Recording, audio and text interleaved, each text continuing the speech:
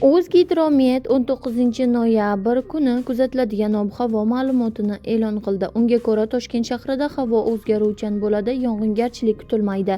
Shamol sharqdan 3-8 metr/sekund tezlikda esadi.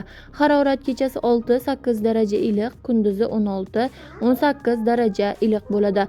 Qoraqalpog'iston Respublikasi Xorazm viloyatida havo o'zgaruvchan bo'ladi, yog'ingarchilik kutilmaydi. Buxoro va Navoiy viloyatlarida havo o'zgaruvchan bo'ladi, yog'ingarchilik kutilmaydi.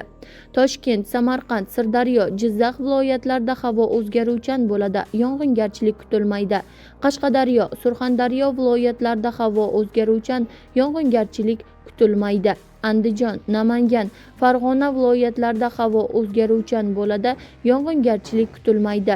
Respublikaning tog'li hududlarida havo o'zgaruvchan bo'ladi, ba'zi joylarda yog'ingarchilik, yomg'ir, qor bo'lishi mumkin.